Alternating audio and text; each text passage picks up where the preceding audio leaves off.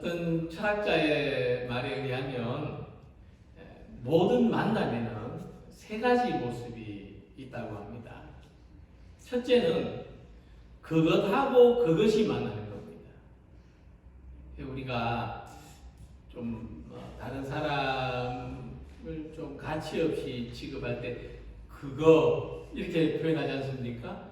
그 사람이 아니고 그거. 그러니까 서로 그거예요. 서로 그거하고 만납니다. 마치 물건을 대하듯이 필요에 따라서 만나고 필요 없으면 미련 없이 버릴 수 있는 만남. 시장에서 상인에게 물건을 살 때처럼 인격적인 교류가 없는 그런 만남을 말하는 것입니다. 두 번째는 나와 그것의 만남이었습니다. 비록 상대방은 자기가 필요할 때만 나를 이용해요. 그런데 그럼에도 불구하고 나는 그 사람을 끝까지 인격적으로 대할 때 그때 나와 그것의 만남이 성립되는 겁니다. 나는 나로서 상대방을 끝까지 사랑하고 배려하고 인격적으로 대하는 거예요. 그리고 세 번째는 나와 너의 만남이 있습니다.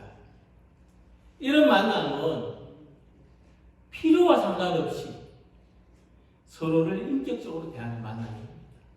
나한테 잘해줘서가 아니라 내가 뭘 필요해서가 아니라 인격과 인격이 서로를 존중하고 이해하고 연결되고 소통하는 만남. 이런 만남을 진정한 만남이라고 합니다. 네, 하지만 사람들 사이에는 사소한 의견 대립이나 갈등으로도 이 인격적인 만남이 깨질 수 있는 긴장이 항상 존재합니다. 언제든지 우리는 깨질 수가 있어요. 그래서 이 나와 너의 인격적인 만남이 계속 이어지려면 반드시 중간에 누가 있어야 돼요. 연결해주는 존재가 있어야 되는데 철학자 마르틴 부버는 그를 영원자라고 했습니다. 영원자. 우리의 만남 사이에는 영원자가 있어야 돼요. 이 영원자는 예수 그리스도십니다. 우리가 영원자이신 예수님을 만나고 예수님을 통해서 또 다른 사람과 만남을 나눌 때 나와 너가 만나는 진정한 만남을 이어갈 수 있는 것입니다. 예수님이 우리의 인격적인 관계를 이어주시기 때문입니다. 그래서 신약 성경의 복음서는 예수님에 관한 이야기를 기록한 책이면서 예수님과의 만남을 기록한 책입니다. 복음서에 예수님과 만남을 가졌던 많은 사람들의 이야기가 기록되어 있습니다. 그 중에서도 함께 읽은 말씀은 세리 마태가 예수님을 만난 사건을 기록한 내용입니다. 이 세리 마태는 누구냐? 바로 마태복음을 기록한 사람입니다. 그러니까 그가 이 마태복음을 기록할 때 자기가 예수님 만난 경험을 토대로 이 마태복음을 썼다는 사실을 충분히 짐작할 수가 있습니다. 우리가 마태 이야기를 통해서 예수님은 어떤 사람들을 만나셨고 그들과 어떤 내용의 만남을 가졌는지를 잘 알 수 있습니다. 특히 예수님 본문 13절에서 이렇게 말씀하십니다. 나는 의인을 부르러 온 것이 아니요 죄인을 부르러 왔노라. 예수님은 그분이 만나려는 사람, 그분이 지금 연결되려고 하시는 사람들이 어떤 사람들인지를 분명하게 말씀하셨습니다. 그들은 몸과 마음의 고통을 받는 사람들이며 다른 사람들이 진정한 만남의 대상으로 생각하지 않는 사람, 저 사람하고 인격적으로 교류하는 것이 불가능해라고 생각하는 사람들이라는 것입니다. 그래서 예수님 시대에 죄인으로 멸시받던 사람들이 예수님을 만나는 것은 대단히 은혜로 만나는 거예요. 마치 우리가 어릴 때 자석을 가지고 모래를 막 이렇게 잊으면 철분이 자석에 붙어 나오는 것처럼 예수님은 그런 사람들을 이렇게 부르십니다. 우린 예수님과 만날 때 우리를 구원하시는 하나님의 은혜를 경험합니다. 그리고 예수님은 이 은혜로 만남을 계속 이어가기 위해서 나를 따르라고 부르십니다. 그리고 예수님은 부르신 그들과 함께 식사를 나누죠. 요한계시록에서는 우리가 예수님을 믿는 것, 우리가 예수님을 만난다는 것의 의미를 이렇게 말씀했습니다. 볼지어다 내가 문 밖에 서서 두드리노니 누구든지 내 음성을 듣고 문을 열면 내가 그에게로 들어가 그와 더불어 먹고 그는 나와 더불어 먹으리라. 이 말씀에서 우리가 예수님 만나는 것은 문을 여는 것으로 표현됐습니다. 우리가 예수님 만나는 것은 문을 여는 것, 예수님과 우리 사이에 문을 여는 겁니다. 아무리 문 밖에서 사람이 와서 두드려도 안에서 없는 척하고 문을 안 열어주면 만날 수가 없죠. 신방을 가면 가끔 그런 일도 경험을 합니다. 그런데 문을 열면 만날 수가 있어요. 문은 여기에서 저기로 건너갈 수 있는 통로입니다. 예수님 만나면 우리의 마음의 문이 열려서 하나님과 은혜가 통할 수 있습니다. 이 문으로 예수님이 들어오시고 또 우리는 예수님과 함께 풍성한 삶을 누릴 수 있습니다. 주님은 우리를 찾아오셔서 마음의 문을 두드리시는데 이 문을 열고 주님과 진정한 만남을 가지는 우리 모두가 되시기를 소망합니다. 본문에서 예수님은 세관에서 일하는 마태를 제자로 부르십니다. 세관에서 일하는 사람이니까 세리죠. 그는 마가복음 2장 14절에 나타나는 레위라는 사람과 동일 인물입니다. 또 지나가시다가 알페오의 아들 레위가 세관에 앉아있는 것을 보시고 그에게 이르시되 나를 따르라 하시니 일어나 따르니라. 근데 세리는 지금의 세무공무원이에요. 공무원이신 분이죠. 근데 이게 공무원 월급은 누가 줍니까? 정부에서 줘야 되잖아요. 근데 당시 로마에서는 이 세리한테 월급을 따로 주지 않았습니다. 그럼 세리는 뭐 자원봉사입니까? 아니죠. 세리는 어떻게 수입을 얻었느냐 하면 정해진 세금보다 더 많은 돈을 걷었습니다. 그래서 뭐 세금을 뭐 10배로 또는 100배로 뻥튀기해서 걷든지 로마는 상관하지 않았어요. 정해진 것만 바치면 돼요. 나머지는 세리가 가시는 겁니다.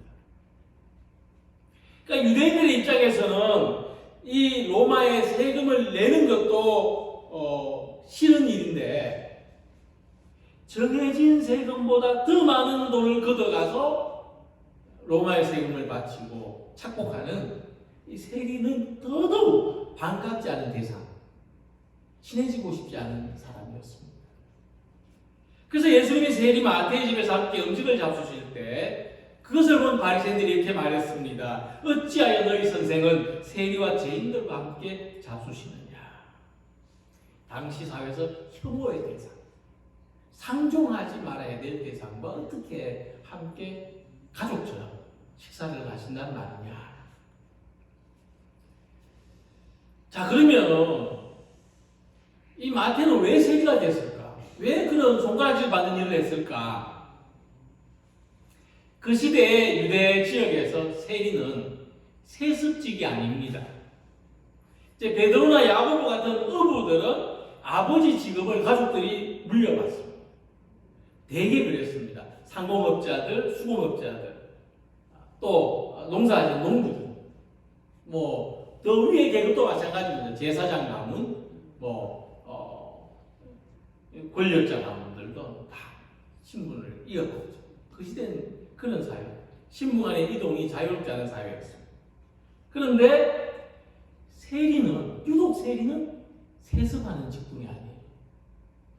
그러니까 마태는 스스로 세리가 된 거죠. 내가 세리를 해야 되겠다 하고 그 직장을 선택한 겁니다. 그 이유가 뭘까요? 세리가 얻는 물질적인 보상. 이 돈 낸다더라. 이 세리하면은 돈 번다더라. 근데 마태는 돈을 모으기 위해서 떳떳하지 못한 직업을 선택한 겁니다. 그래서 물질적인 보상을 받는다면은 동족들을 괴롭힌다는 비난도 길을 막을 수 있고, 죄인 취급을 받거나 속여서 이득을 취한다고 따돌림 받는 것도 감수할 수 있다고 얘기했습니다.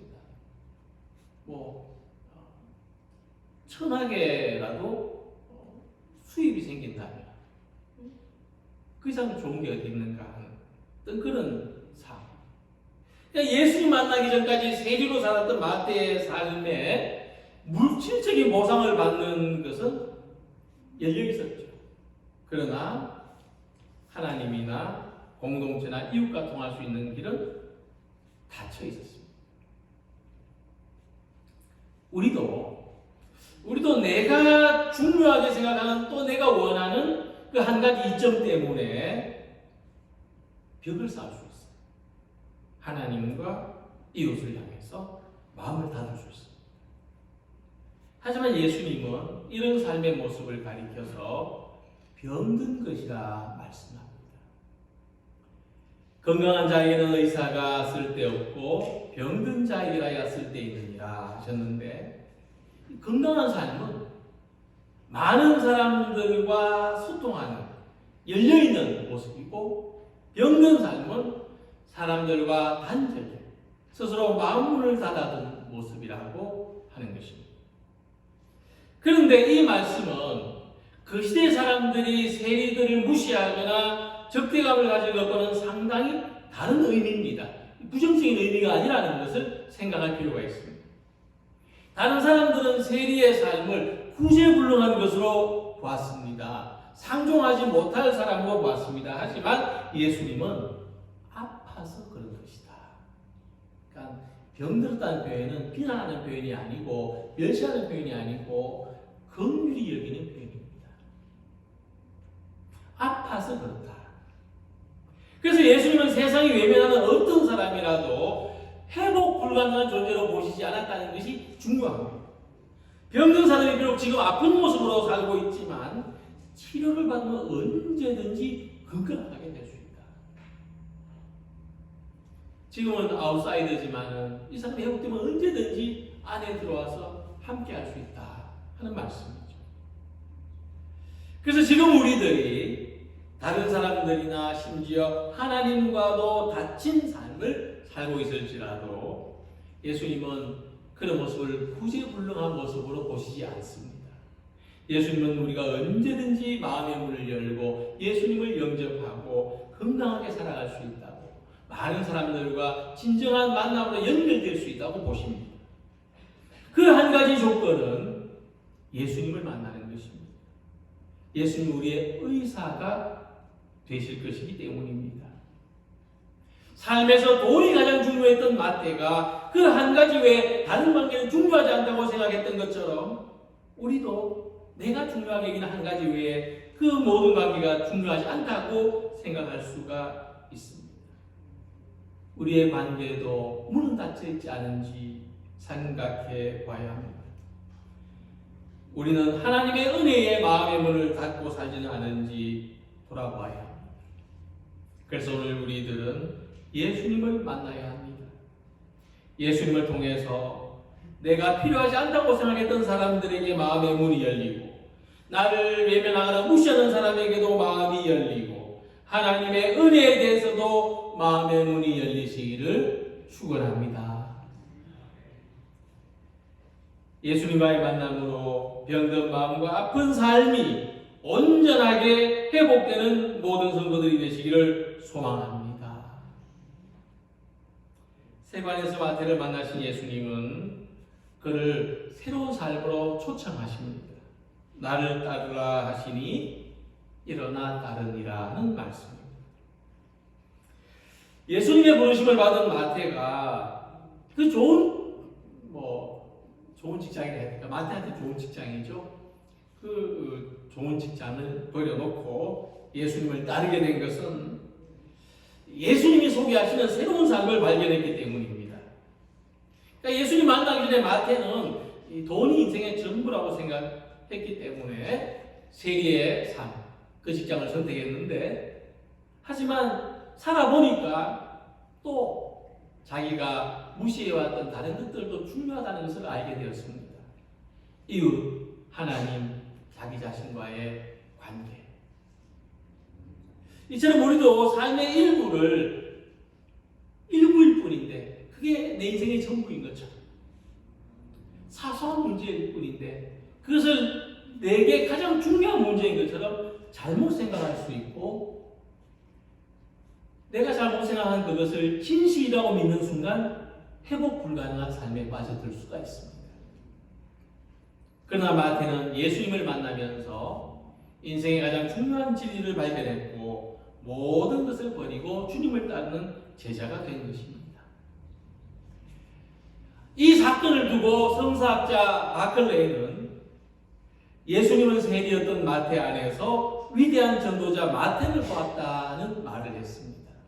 마치 미켈란젤로 앞에 큰 대리석이 있는데 미켈란젤로가 그것을 보면서 나는 이 돌 안에서 숨쉬고 있는 모세를 보고 있다 하고 말한 것과 같은 것입니다.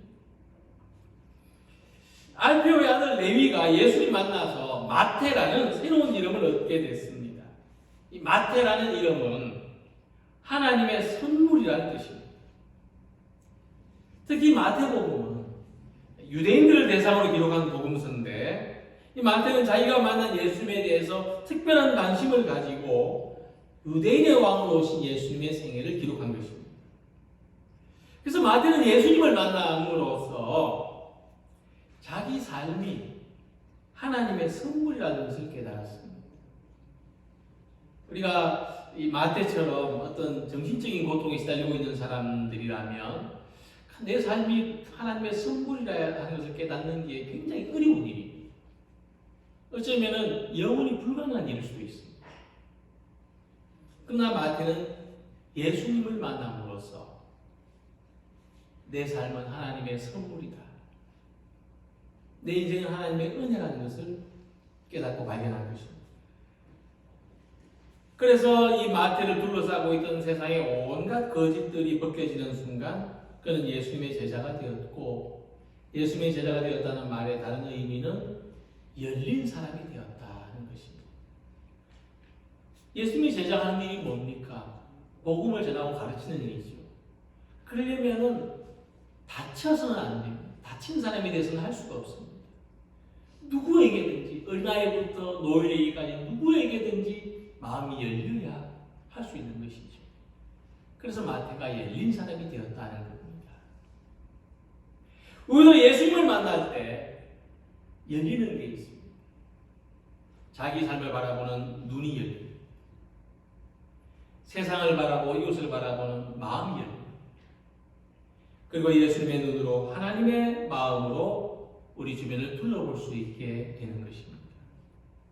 레위가 마태로 변하듯이 사울이 바울로 변하듯이 예수님의 열린 가능성으로 우리를 바라보십니다. 이미 예수님은 우리들에게 눈과 마음이 열려 있으십니다. 우리도 하나님의 은혜가 충만한 마음으로 열린 눈으로 다른 사람을 바라본다며 그가 병들고 아픈 사람일지라도 회복되게 하시는 예수님을 소개할 수 있습니다. 예수님을 만난 후에 우리의 삶은 열린 눈으로, 열린 마음으로 살아가게 되는 것입니다. 그러므로 교회는 예수님이 치료하시는 병원과 같습니다. 건강한 자에게는 의사가 쓸데없고 병든 자이라야 쓸데있느니라.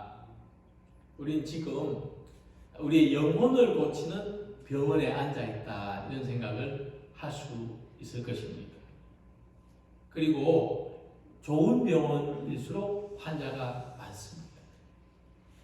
유명하다고 소문난 병원에는 전국에서 아픈 사람이 거기에 다 모입니다. 그러나 또 한 가지 기억해야 할 것은 좋은 병원에는 아픈 사람도 많지만 건강하게 회복되는 사람도 많다고 하는 것입니다.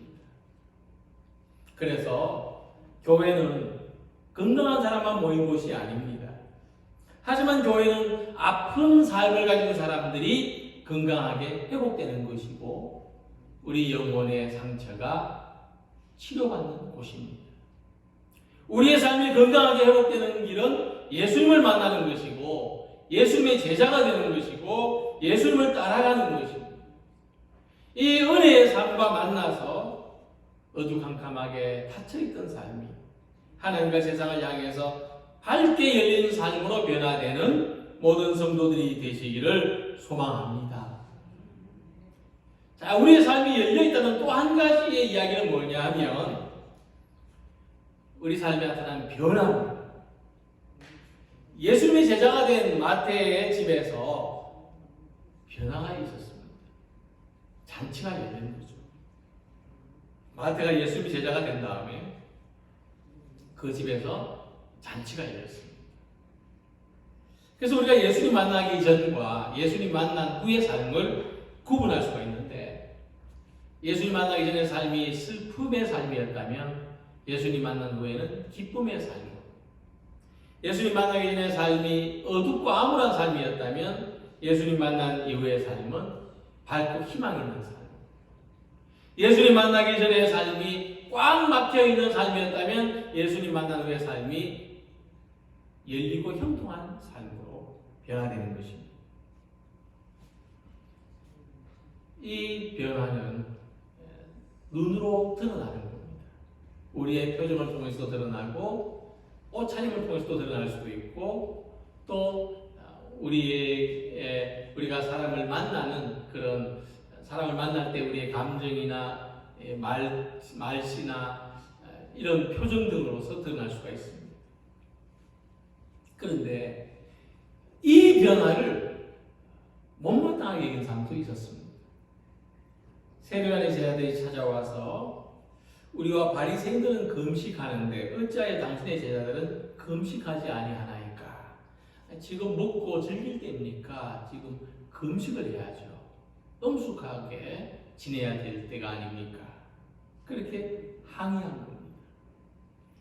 자, 이 모습을 보면 우리 삶에 어떤 변화가 일어날 때에 자신들의 삶과 다르기 때문에 그것을 불편하게 바라보는 사람들도 있다는 것입니다.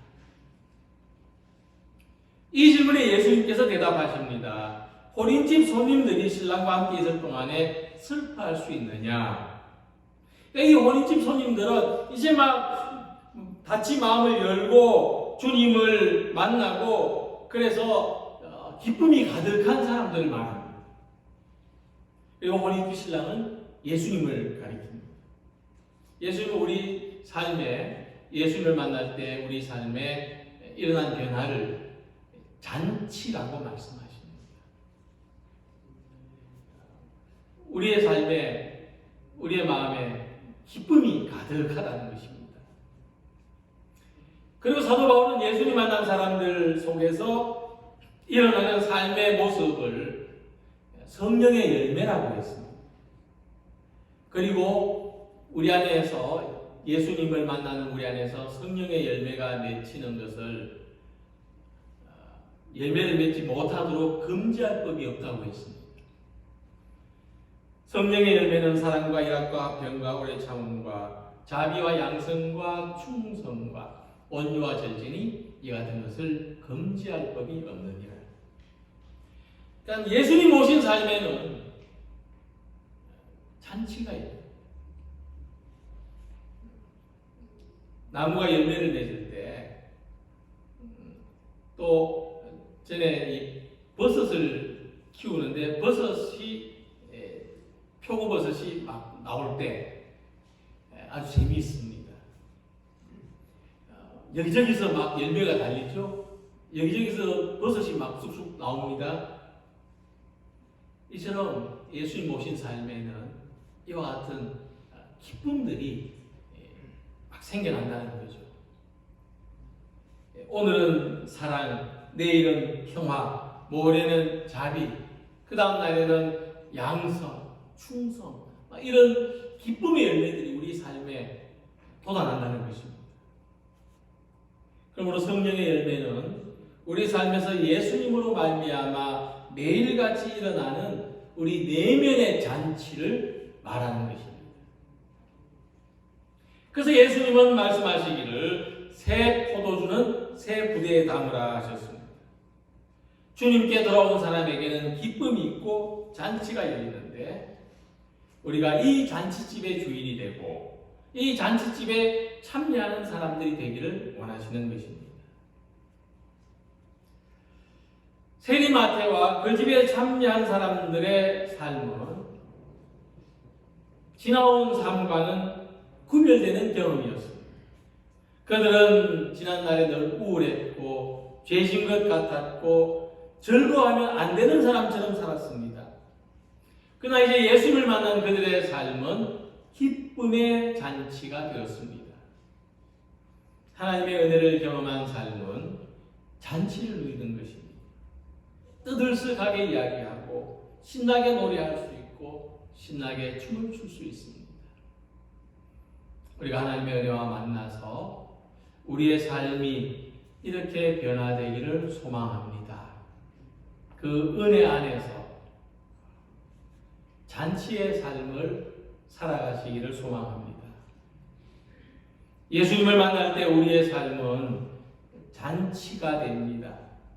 예수님은 우리의 삶에 은혜의 선물을 들고 찾아오시는데 우리는 그 사랑의 선물을 받아서 이제 눈이 열리고 마음이 열리고 우리의 닫혔던 문이 열렸습니다.